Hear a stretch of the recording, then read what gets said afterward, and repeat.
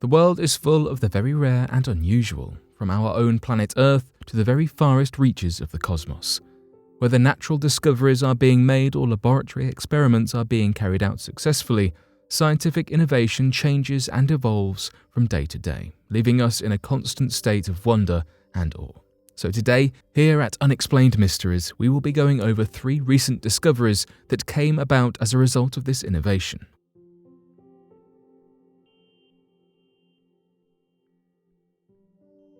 Azores underwater pyramid discovery. The first one we are going to look at is the Azores underwater pyramid discovery. Pyramids have been built nearly everywhere in the world, with an eerie similarity and mystery already existing for those above ground. Those below ground are even more thought-provoking. The discovery was made right off the islands of São Miguel and Terceira in the Azores. Diocleciano Silva, the man said to have discovered this, was on a fishing trip and using the ship's bathymetric equipment. He saw what appeared to be a perfectly geometric structure, making him question what exactly he was floating above. He noticed that the structure was a perfect pyramid. It's amazing because it forms a perfect pyramid. Moreover, orientation, deployment of the pyramid, the vertices are oriented north and south, just north and south, such as Giza pyramids in Egypt, Silva told the Portuguese news website Terra. The pyramid is very obviously not a natural formation.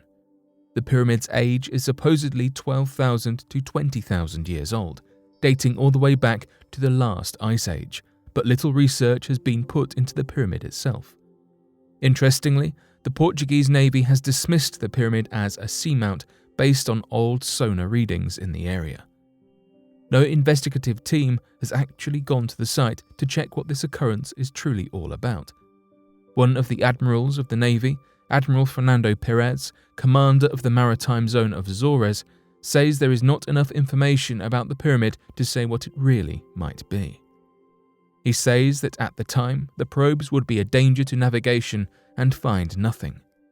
Perez also says that the Navy is not ruling out the fact that this entire structure could have been caused by a volcanic eruption, making it a regular underwater land structure.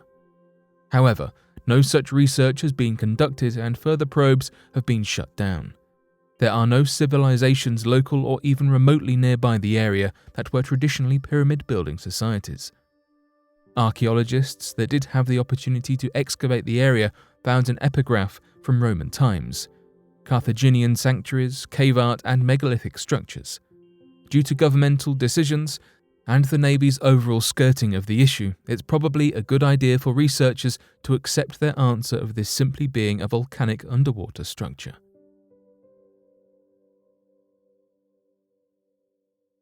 The Ross Ice Shelf is freezing, not melting. In 2017, a rather strange discovery was made in regard to the Ross Ice Shelf, the largest shelf of ice in Antarctica. This ice shelf, which has some points which reach an astonishing 10,000 feet thick, is one of many shelves which contain, restrain, and generally hold back the ice of West Antarctica. It is estimated that if the Ross Ice Shelf does one day collapse, then the global sea level has the capability of rising by 10 feet. In November of 2017, a team of scientists from New Zealand investigated the Great Ross Ice Shelf using a hot water drill to create a tunnel-like gap for a thermometer and camera to go underneath the surface level. This technique gives us a snapshot of the environment below surface level, cluing scientists in as to the history of this ginormous shelf, as well as giving us more information as to what exactly it is doing now and the possible future happenings. With thoughts focused on global warming, this research team anticipated finding melting ice, though this is not the conclusion that the temperature and currents indicated.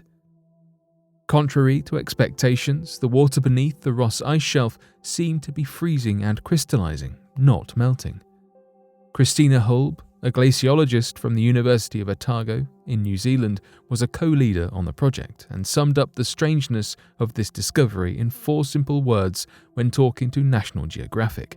It blew our minds. Plans to monitor the future of the Ross Ice Shelf have already been implemented, with the 2017 research team leaving instruments behind in order to measure currents and temperatures within the hole over the following years.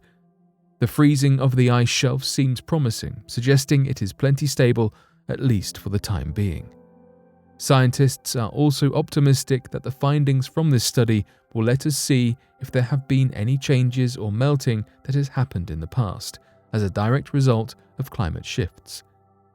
Despite the overwhelmingly positive findings of this particular study, the climate crisis remains a prevalent and concerning threat to our planet, and one that is worsening at an accelerated and rapidly increasing pace. Global warming and the melting of ice caps is an issue we continue to face, with NASA confirming that we are losing ice in Antarctica at a quicker pace with each passing year. Whilst we are yet to determine exactly why we are seemingly so lucky with the peculiar freezing of the Ross Ice Shelf, it certainly is a positive sign that we are not facing the looming threat of the ice shelf collapsing anytime soon.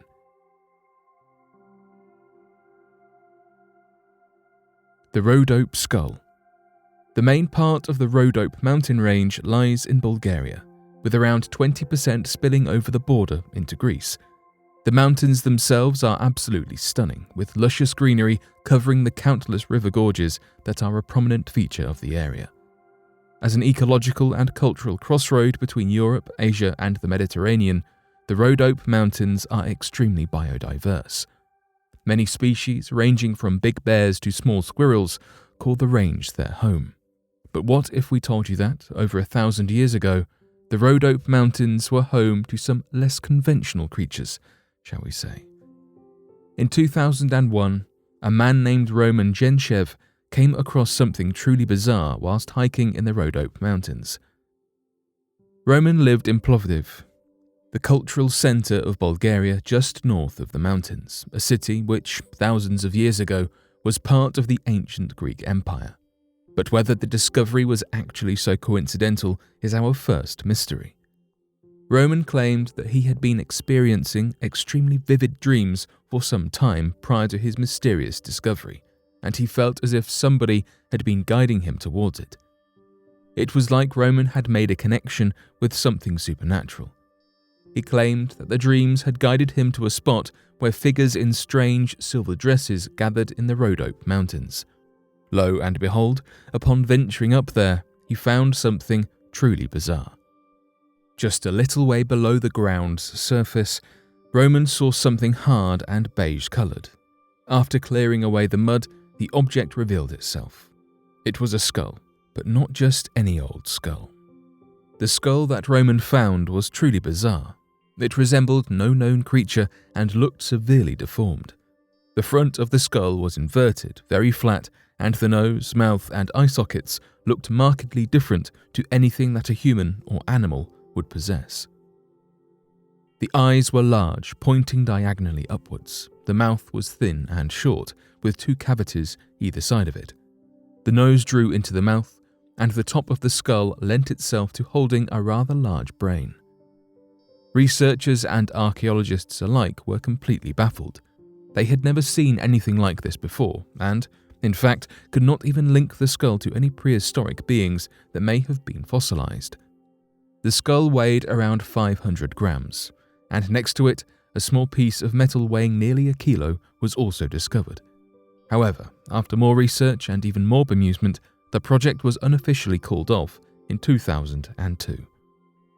To this day, nobody quite knows what the dreams that Roman experienced really meant, or how they guided him to the Rhodope skull.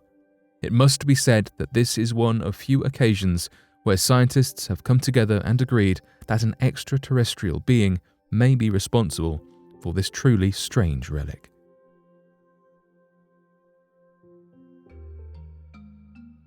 Man of the Hole found living alone in the Amazon rainforest in 1996.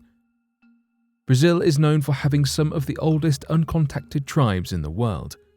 Whilst you may have heard of these tribes before, have you heard of the loneliest man in the world? He's a man in his 50s who's been living in the Amazon rainforest for 25 years. He previously lived with a tribe, but his fellow tribe members were attacked and passed away. The Brazilian government has an indigenous agency called FUNAI, which has been monitoring the man from a distance since 1996. They do so to prove that he's alive and to renew a restriction on the land he uses in his day-to-day life. Previously, they had only captured a blurry photograph back in 1998, until recently when they got their hands on something much better. Funai captured video footage from afar in 2018. It shows him in the forest working to chop down a tree. The video was shared with political motivation after Funai's budget was cut. They hoped to draw attention to the indigenous rights within the country.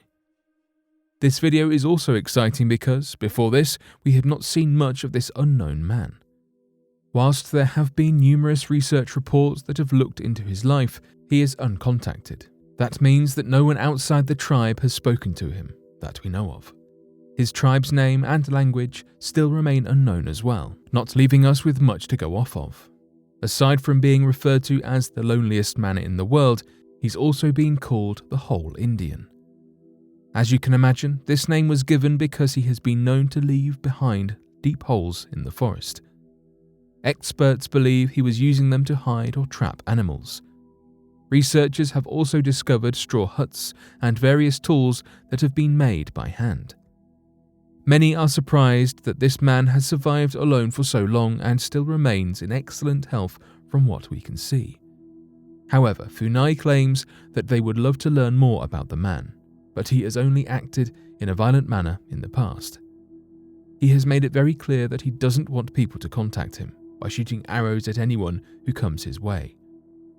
Whilst it may seem aggressive and unnecessary, he has a very good reason to be concerned for his well-being. After all, his entire tribe was attacked, and he was left to fend for himself. Farmers and illegal loggers are also after the land this man lives on, which means he is constantly in danger of those who hope to steal his land and will do whatever it takes to get rid of the tribe for good. The man could also contract serious illnesses if he were to get in contact with the outside world. Therefore, researchers have made it clear that it's best to protect him without asking too many questions. What will happen to this man in the future? How long will he be protected or survive? It's difficult to say, as things are constantly changing. It would be great to receive more information regarding his lifestyle, language, and tribe's name, but we may never find out. What do modern-day scientists say about Atlantis? Scientists, understandably, are a little tired of Atlantis discoveries.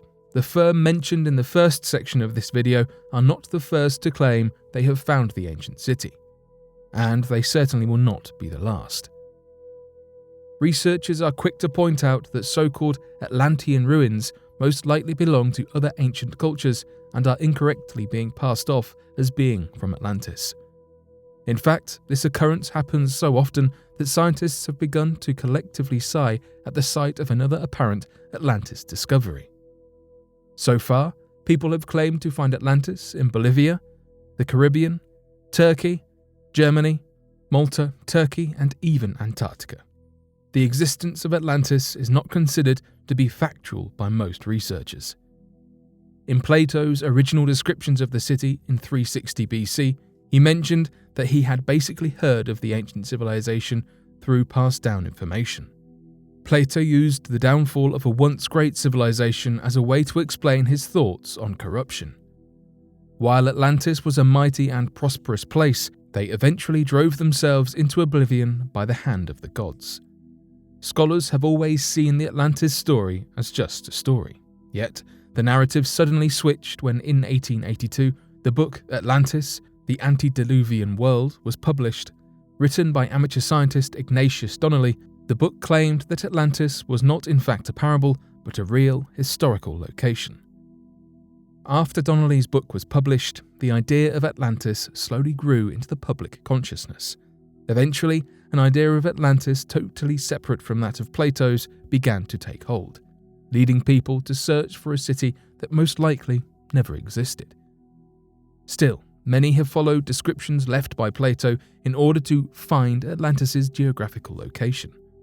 As Plato writes, "In front of the mouth which you Greeks call the Pillars of Hercules, there lay an island which was larger than Libya and Asia together. This has led many explorers across the globe piecing together clues as a kind of map. Interestingly, the Merlin Burrows discovery is one of many that claims Atlantis is located in the southern region of Spain.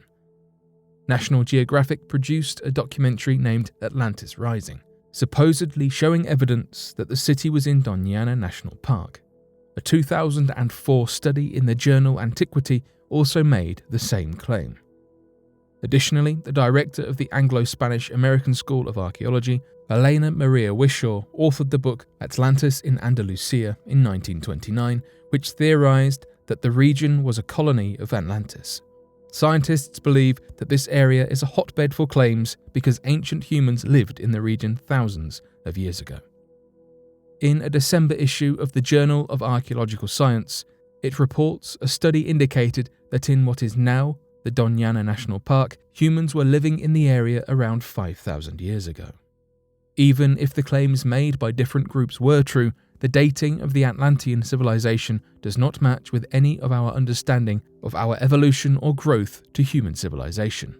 From that, we can assume that claims of Atlantis are fake, and that humans around 10,000 years ago were much more similar to our idea of cavemen than an advanced set of superhumans.